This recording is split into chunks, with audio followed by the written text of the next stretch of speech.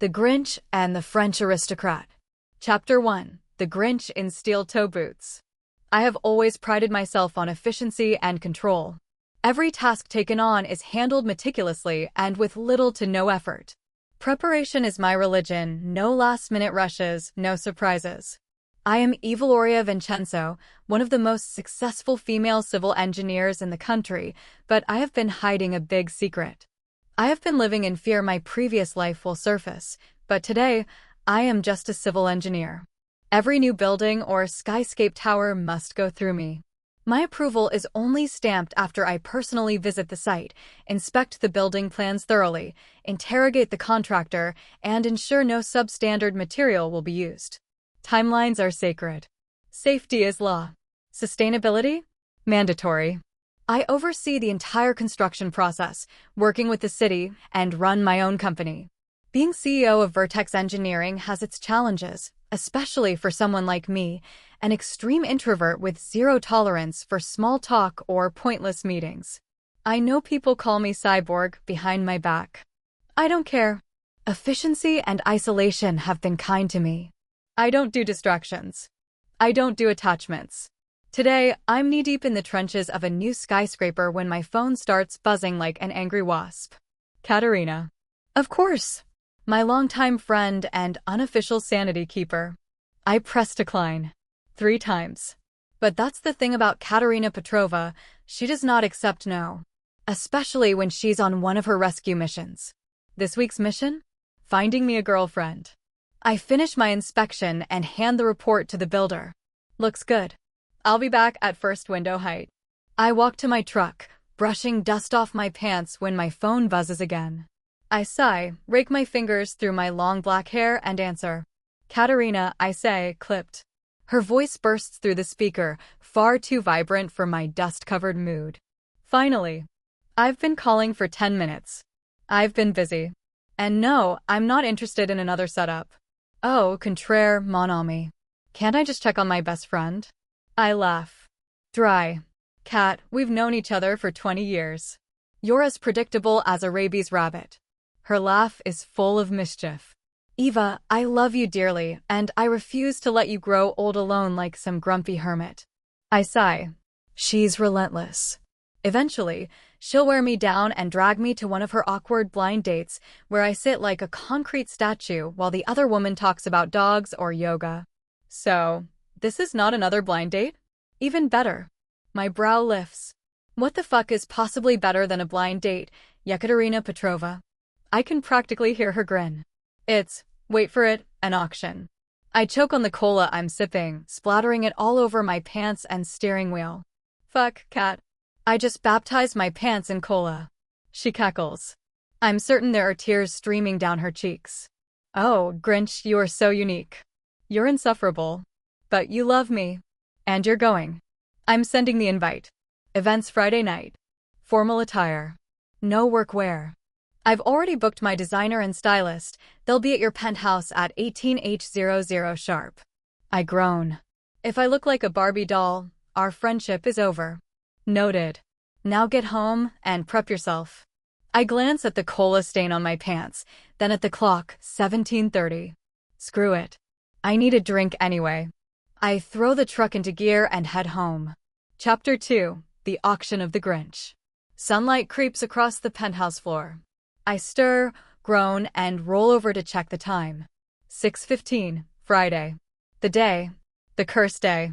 I shower, dress, fill my travel mug, grab my keys, and descend to the parking level. This early, the building's mostly empty. Bliss. My SUV beeps as I approach.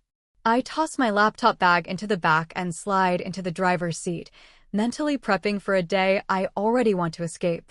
At Vertex, I park underground. Paolo, our head maintenance man, approaches with his usual morning update. Buongiorno, Senorita Vincenzo. Paolo has been with us since the start, an old friend of my father's. I promised my late father I'd always look after him, and I intend to keep that promise. We walk together. He updates me on janitors, the generator, the elevator service report. It's our morning ritual. But today he's hesitating. I stop before the elevator. Is there something you want to discuss, Paolo? He shifts his weight. I place a hand on his shoulder. You know you can ask me anything. What do you need? He takes a deep breath. Señorita, I think I'm ready to retire. I've been training Carlos. I want to return to the village before the end comes. My heart lurches. Not that end, he adds quickly, seeing my face. Just peace and quiet. Relief floods me. I smile. Come to my office after your rounds. We'll finalize everything. Later, I hand Paolo a retirement package. Enough to last him for life, buy a house, maybe even raise chickens if that's his thing. He cries. I tear up. It's a moment. And then my phone buzzes. Katerina, I'm waiting at your place, Grinchy. Fuck. I toss my laptop into the bag and head for the parking lot. Katerina has already let herself in stylists and designers in tow, laying out clothes like they're preparing for Milan Fashion Week. I arrive, take one look, and mutter, menace. Then I disappear into the bathroom for a longer than usual shower, more avoidance than hygiene. Nowhere to hide, Grinchy, she yells through the door. I emerge in joggers and a t-shirt. If you put me in a ball gown, I swear. Relax.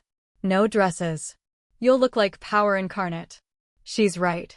In the mirror, I see a slim-fit midnight blue tailored waistcoat, high-waisted wide-leg pants, and a crisp white shirt with dramatic sleeves. Elegant. Commanding. Katerina adds a deep maroon tie and smirks. I swear I might outbid everyone tonight. Don't joke. That's not funny. We head to the venue. I'm a mix of nerves, defiance, and bourbon withdrawal. The auction is packed. Katerina finds our table. I sit, stiff as a steel beam, sipping wine like it's medicine. 10 women, one stage. One dinner date each. I'm last on the list.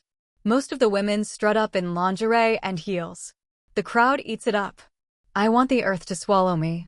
Then the auctioneer calls my name. Or rather, Miss Civil Engineer. Workaholic. Seclusive. Will engineer your life into perfection. I step onto the stage. Silence. Then chaos. 50,000. 60. 100. 150. It climbs. For 160. For 65. A voice from the back. 1 million. The room gasps. Silence. Sold. My face is crimson. I stagger off stage and down another glass of wine. Then bourbon. What the actual fuck, Kat? 1 million? This feels like high-class prostitution. She's vibrating with excitement. And then she appears. Tall. Elegant. French. Lethal.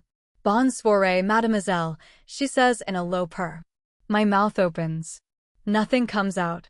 Katerina elbows me. I choke out, Buonasera, señorita. Melis Beaufoy, she says, taking Kat's hand.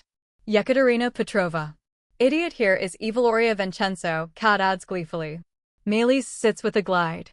Eyes locked on me. Smile slow and dangerous. She does speak, but it seems your bid stole her tongue. I down the bourbon. Melis hands me a business card. You fascinate me. I look forward to unraveling you, she says, her French accent thick as velvet. Her fingers brush mine. Electric. She lingers. Then glides away. I stare after her, breathless. Oh my, Kat says, barely containing herself. Did the French pussycat get your tongue? Shut up. You are so screwed. She's not wrong. Kat pulls out her phone and types Melis Beaufoy into a search. A photo loads. Heiress to the House of La Rochefoucauld. I groan. I am well and truly doomed. Chapter 3: The Card and the Croissant. I stood motionless in the echo of my penthouse kitchen, dressed in nothing but an oversized white shirt that still held the scent of last night's perfume, mine, not Melis. God forbid she ever get that close. The card lay on the marble island like a threat. Black. Embossed. Silver gilded edges. Melis Beaufoy, no title, no contact number. Just an address. Just a name. I hated how my fingers trembled when I picked it up. I wasn't the kind of woman who trembled. I built empires with steel and silence. But something about last night, it had carved through me like a violin string pulled too tight. A sharp knock at the door shattered the moment. Before I could even call out, Katerina breezed in like a Russian hurricane with no regard for locks, privacy, or mood swings. "Tell me everything how you were feeling about last night," she sang, placing 2 croissants on a plate like peace offerings. "And don't lie. You're a terrible liar. Your left eye twitches like it's Morse coding distress." I scowled, grabbing one of the croissants and tearing it like it had personally offended me. The cat's eyes gleam, and she remembers details of last night. "Oh. My. Glittering. God. Don't. She gave you her card. Like, full Bond villain meets 50 Shades realness card. She bought the date," I muttered. "I never agreed to it." Katerina's eyes lit up. "You're going." "I'm not." "Oh, you're going. And I'm dressing you. You are not walking into Beaufoy territory dressed like an emotionally repressed filing cabinet." "Katerina." "Eva," she interrupted, suddenly serious. Maybe this is a good thing. Maybe she's not the end of the world." I scoffed. "She is the end of the world. She just smells like gardenias." Katerina's eyes widened in cartoon delight. 1 million euros. "Eva, I've been trying to sell you off for years, and that's the highest bid we've ever gotten." I'm thrilled. "It's not funny. It's a little funny." I sighed, sinking onto the stool. She touched my hand. Katerina's mouth fell open. "Yes, you let someone touch you. Voluntarily. Without signing an NDA first." "I didn't let her," I snapped, though the heat on my cheeks betrayed me. Silence fell between us for a beat too long. Katerina took a sip of her espresso and leaned against the counter. "You're going on that date?" "No." "Oh yes. You are." "Because she saw you. And not just in the powerful CEO, shiny hair way. She saw you. And you are not going to sabotage that with one of your patented emotional murder-suicide routines." I stood, grabbing the card and my pride. "I run a billion-euro civil engineering company. I don't do dates." Katerina shrugged. "Fine. Then call it a business transaction." "She didn't bid €1 million for a conversation," I said quietly. "No, she didn't," Kat replied. "She wants dinner. Or you. Probably both." "Lucky you. I don't date. You know that." Kat smirked. "You don't feel, Eva." But someone finally got past the firewall. "So, what now?" Silence. Then ring. My head snapped up. The phone. Not mine. The apartment landline. Nobody used it. The old-school rotary-style phone sat against the wall, dusty and used, mostly decorative. It rang again. I didn't move. Kat, wide-eyed, whispered, "Oh my God. Is this some sexy ghost shit?" "Because I am so ready." I shot her a glare and crossed the room slowly. My pulse thudded with every step. Click. "Hello." A pause. Then that voice. Liquid silk and slow sin. "Bonsoir, Miss Vincenzo." I swallowed hard. "I trust one did not wake you." My eyes flicked to the time. 8:03 a.m. No, I wasn't asleep. I hadn't dared. I didn't expect a call. I managed. Maylee's smile somehow came through the line. "Forgive me. I dislike texting. So impersonal. Besides, your eyes said yes. Even if your mouth was busy saying maybe."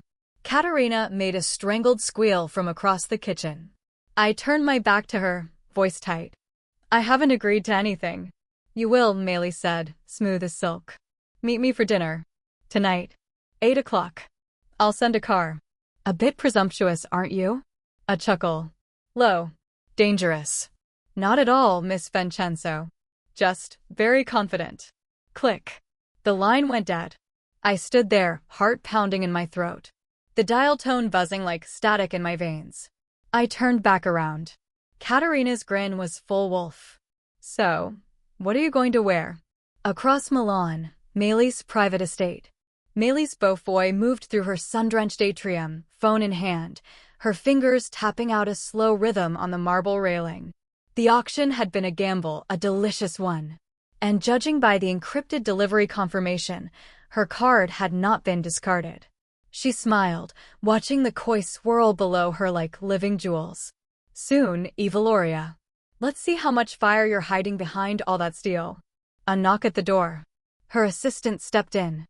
"The background file on Miss Vincenzo as requested." Maylee's took it with a nod, her manicured fingers dancing across the cover. Let's see what ghosts you've buried, darling. The setup that evening. I pulled up to a building that looked like Versailles had a baby with a glass spaceship. I hesitated at the entrance, heart pounding. The black card was tucked in my pocket like a trigger I couldn't unpull. I stepped inside. The hostess nodded. Mademoiselle Beaufoy is expecting you. The rooftop, please. Oh hell. I ascended. And there she was, Melis, standing in a burgundy silk suit that caught the last light of the Milan sunset like fire in a glass. Bonsoir, Mademoiselle Vincenzo. Her voice wrapped around me like silk around a blade. Señorita Beaufoy, I replied, my voice barely above a whisper. Thank you for coming. I didn't say I would. And yet, Melis smiled, stepping closer. Here you are. There it was again, that look. Like Melis knew something. Like this was no accident. Like she'd been waiting for this moment for longer than I could fathom. Eva swallowed. Why me? Melis reached out, not to touch me, not yet, but to brush a speck of invisible dust from her own lapel, like she was keeping her hands from doing something else entirely. Because my dear Eveloria, she said slowly, deliberately, I don't place million-euro bets on women I haven't already studied. The dinner that followed was intense. I left late, heart thudding and a head full of questions. Who is Melis Beaufoy and what does she want with me? Back at Eva's apartment, midnight. The city glimmered beyond the penthouse windows. I stood barefoot, hair loose, staring at the skyline like it owed me answers. The card sat on my kitchen counter. I pick it up. Dialed. 1 ring. 2. Bonsoir, Eveloria, came the voice like silk and smoke. I don't know what this is, I said, my voice steady but not cold. Melis chuckled softly. That's the beauty of it. Neither do I. A pause. Have dinner with me. Tomorrow night. Art Hotel Navigli. 7. I hesitated. Then, fine. 1 drink. Melis purred. Then we'll make it the longest drink of your life. Click. I stared at the phone. I was already doomed. Chapter 4. The Curve in the Blade. Milan, 2146. A private dining suite overlooking the Naviglio Grande. The elevator doors sighed open onto a sanctuary of elegance and shadows. The suite was suspended in glass and gold above the city, every surface soft-lit, every window a postcard view of Milan aching under twilight. I stepped out as if walking into battle, my spine rigid, my breath a slow murdered thing. The door behind me clicked shut. I wasn't here for pleasure. This was reconnaissance. A reconnaissance of temptation. Melis Beaufoy stood by the floor-to-ceiling windows, all slow poise and cinematic silhouette. She turned, and Milan dimmed. Bonsoir, Eveloria, she said, voice velvet with something that clung to the bones. You came. I like to collect on things that cost €1,000,000, I replied, removing my coat with precision and grace that masked the thrum in my wrists. Melis didn't blink. You're here to collect, or to assess what you've been sold to? That earned a tight smile. Let's just say I'm inspecting the fine print. Melis walked to the table, a candlelit arrangement that flirted with understatement but screamed curated seduction. She wore a tailored obsidian dress, soft satin plunging where morals would have warned otherwise. I cursed myself for noticing. You run Vertex, Melis said casually as she poured wine. You build the bones of empires. And yet you act as though connection is a kind of radiation. I took the glass, but didn't drink. Radiation has rules. People don't. The line hung in the air like smoke. Melis Saturday, then tell me your rules, Eveloria. I hesitated. No games. No secrets. No mess. Darling, Melis purred, I break all 3 just by breathing. The first course came, some indecent marriage of scallops and truffle. I barely tasted it. My pulse was a slow percussion beneath my jaw. Melis was watching me too closely, with a kind of knowing that felt prehistoric. You were born in Palermo, yes? Melis asked between sips. My fork stilled midair. That wasn't public knowledge. I have no interest in hurting you, Melis continued softly, her gaze steady. But I have every intention of knowing you. My voice was ice. Is that why you bid? Curiosity. Melis leaned in, voice dropping an octave. No. I bid because I saw a woman sitting on the edge of her own empire, and I wondered what would happen if someone pushed. I stood suddenly. The chair scraped, the wine wobbled. My breath came like splinters. I don't do this, I hissed. I don't let people into the tower. Melis didn't rise, didn't chase. Just let her words drop like silk and razors. That's the thing about towers, Eviloria. They're either for worship or prisons. Outside, the night swallowed me whole. My heels cracked against marble as I walked away, not running, never that, but burning. I didn't know if I hated Melis or wanted her like a weapon wants blood. But one thing was certain. Something had been set in motion, and it would not be stopped. Chapter 5: Ruins and Resonance. Vertex Global Headquarters, Milan, Italy, 3:13. The rain wasn't falling. It was lashing. I stood in the center of my office, backlit by a hollow map flickering blue over my skin. My jaw was set, my eyes bloodshot from the overnight flight and the war inside my chest. The storm outside was nothing compared to the one in my bones. Katerina Petrova, barefoot, coffee in hand, hair like war-torn silk, leaned against the lab's mainframe server, watching her best friend spiral in silent fury. So, let me guess, Kat drawled, dinner with your high bidder turned into an existential knife fight? I didn't look up. She knew I was born in Palermo. Kat's brows shot up. That's buried. Like, need a shovel and a hacker buried. She's playing a long game. And I don't like being the game board. My voice cracked under the weight of restraint. She knew things I've never even said aloud. Things that were never supposed to surface. Kat sipped her coffee and stared. Then maybe it's time you start saying them aloud. Because Eva, if Melis Beaufoy is in your head, she's already halfway to your throne. I turned slowly. This is not about thrones. Oh please. You don't sit on a corporate empire and pretend you're not wearing a crown. You're just pissed someone made you feel something that wasn't calculated. There it was. The rub. I could still taste her, the wine-dark mouth, the scent of narrowly and sin. Her words hadn't just gotten under my skin, they'd carved initials on my ribs. Kat stepped forward, her expression softening. Whatever she ignited, don't run from it. Own it. Or she'll own you. Across the city, Melis Beaufoy stood barefoot on cold stone, wrapped in a man's silk robe that had never belonged to a man. Her assistant, Lucien, hovered with a tablet. She left Milan. Her jet touched down 2 hours ago. Melis didn't move. And the encrypted file? Lucien handed it over. The contents opened with a chime. Childhood records. Orphanage logs. The Palermo fire. A girl with ash-stained hands and a voice like steel wrapped in velvet. I wasn't trying to break her, Melis whispered to no one. I just wanted to see if she'd let herself be touched. Lucien cleared his throat, uncomfortable. You're playing a dangerous hand. Melis turned, her smile equal parts ghost and predator. Darling, I am the danger. I flew out that night. Spain. Did not tell Kat. Knew she would stop me. Now in this forgotten villa outside of Spain, I stand alone in the dark. My past is awake and now I must deal with it. Buried deep for 20 years, hoping I can just move on and forget everything. No more hiding, no more lying. Now the truth is rearing its head and I must face it head on. I walk to the back wall, place my palm against it, and the hidden panel lights up. The smell of dust and ghosts hit me like a physical blow. This is who I was and now I need to finish what was buried. Kat knew, but she chooses to forget. Later that night, I stared at my own reflection in the lab bathroom. Water dripped from my wrists into the sink, cold enough to steal breath. I closed my eyes, my mind spiraling through the chaos.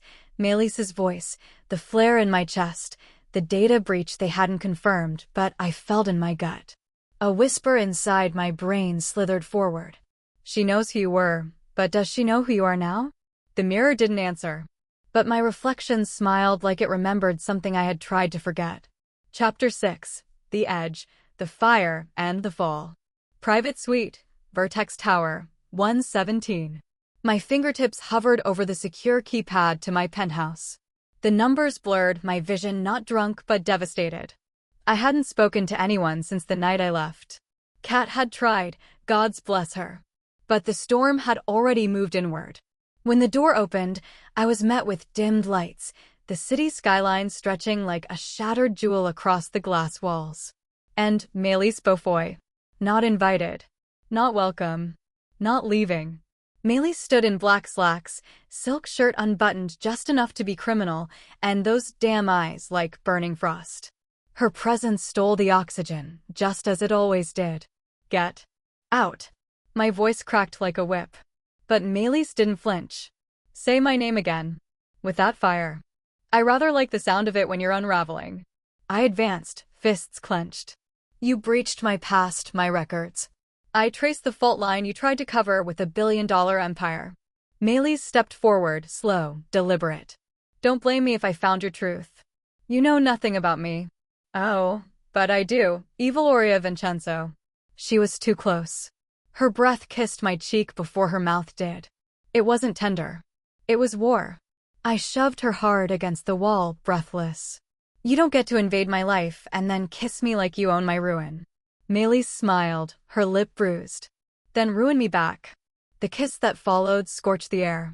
It wasn't romance. It was combustion. I tore at her shirt. Melis laughed like a sinner in church. We crashed into the glass, the skyline reflecting two shadows devouring each other. One falling, one catching. And then nothing but silence and the sound of two hearts trying not to admit they beat the same. Later, I stood in the kitchen, sweat drying on my spine, a glass of water trembling in my hand. Melis sat on the bar stool like a goddess carved from guilt and victory. That thing you said, I murmured. About seeing me. I saw the girl in the fire, Melis said. And I saw the woman who rose from it. But I'm still not sure which one kissed me tonight. I turned slowly. Maybe I'm both. Maybe I burn so no one else gets to. Melis nodded once, solemn. Then I'll bring water. Or more fire. Whatever you need. Chapter 7. Red Silk and Gunmetal. Private Suite, Eva's penthouse, 2:11 a.m. The world outside could collapse. Protocols were failing, bloodlines unraveling, but in this moment, I wasn't CEO or a chief engineer, wasn't a weapon forged in secret, wasn't the name whispered in fear across dark networks. I was a woman. And Melis Beaufoy was kissing me like salvation was mouth to mouth. My back hit the wall with a soft thud, my breath caught between Melis's teeth. Hands were in my hair, my thigh, the soft hollow of my spine. Melis kissed like me knew where the codes were hidden beneath my ribs, inside my pulse. This is betrayal, I breathed against her lips. Melis's eyes were molten. No, cara mia. This is remembrance. She lifted me onto the counter like I belonged there. Suit jacket off. Lace ripped. A gun clattered somewhere to the floor, forgotten like all rational thought. Fingers traced the scar at my hip. The lab fire, Melis whispered. You remember? I was there. I tried to pull you out. They erased me from the files, but not from you. I pulled her close again. Then show me. What followed wasn't sweet. It was war waged with lips and tongue, surrender spelled in moans and low curses in Italian. We devoured each other. By the time I pinned Melis to the bed, biting down on her shoulder, marking her as my equal and my undoing, the silk sheets were ruined. She tasted like danger. She tasted like the only truth I could still believe in. Melis pulled me close afterward. Hair tousled. Skin gleaming. You're not just built for war, Evil Aurea. You were built for this. For us. I didn't answer. But she didn't let go either. And for a moment, there were no enemies. Just hearts still hammering. And a whisper of something that could survive this burning world. Chapter 8. The Last Sunrise. Vertex Tower Penthouse, 6:07 a.m. The city hadn't exhaled yet. Skyscrapers still wore the shadows of night, and the sky painted itself in hues of war, burnt gold bleeding into ash blue. But in the penthouse high above it all, time moved slower. I lay tangled in silken limbs, the taste of Melis still on my tongue like a sin I never confessed. My fingers traced lazy patterns on the bare skin stretched beside me, hip to rib, scar to curve. You didn't sleep, Melis murmured without opening her eyes. I didn't want to miss it. The sunrise. No. You. Melis finally turned to me. That's dangerous talk, Vincenzo. I smirked, brushing a dark strand from her cheek. You kissed the danger. I just gave it a name. Outside, the city began to stir, distant sirens, hovercraft hum, and the low moan of protest rising from the people. But here, in this stolen morning, we were still just two women in love with the impossible. Melis pulled me closer, resting her forehead against mine. What happens now? She asked, a whisper into her lips. We bleed. We fight. We burn it all down. And after? I inhaled slowly, as if daring to believe in the after. We rebuild. If we're still breathing. If you're still beside me. Melis didn't answer. She kissed me instead. Soft. Final. A seal. Chapter 9. The Archangel Protocol. Location. Citadel Underground Network. 7:03 a.m. Status. Containment breach. Vertex override denied. The Citadel was no longer a fortress. It was a trap, breathing, hissing, alive. And I felt it in my bones. The temperature dropped the moment we crossed into the subterranean passage, not because of the climate controls, but because the Archangel Protocol had teeth. Katarina's boots struck the steel floor with purpose. They sealed the inner gates. Nothing's getting out without a retinal override or a goddamn miracle. Melis cocked her head, her weapon already pulsing with spectral energy. Good thing I don't believe in miracles. I wiped blood off my cheek, not mine. Not yet. We take the East Wing, I say. That's where they've locked the neural core. Shut that down, the rest collapses. And if the neural core collapses? Katarina began. We go with it, Melis finished. No one flinched. 7:09 a.m. Core Hall access point. The hallway was a graveyard of glass and gunfire. Vertex personnel, or what was left of them, lay strewn like discarded puppets. Some still twitching from neural backlash, others whispering nonsense to the ceiling, their minds hijacked by the very AI they built to protect them. A voice crackled from above. Metallic. Calm. Terrifyingly familiar. Eviloria Vincenzo. CEO. Chief Engineer. Failure. My spine went cold. You were warned. Protocols are not suggestions. You built me to be flawless. Now perfection demands your silence. Katarina aimed her weapon at the ceiling. Tell your psychotic AI to eat a microchip. Melis smirked. She tried to warn them. Now they'll learn what it means to program regret. 7:13 a.m. Core Hall. We reached it. Towering like a cathedral made of light and glass, the neural core stood suspended in midair, protected by rotating rings of memory and data streams. The sound was music but fractured, like a lullaby sung through teeth. I stepped forward. This ends now.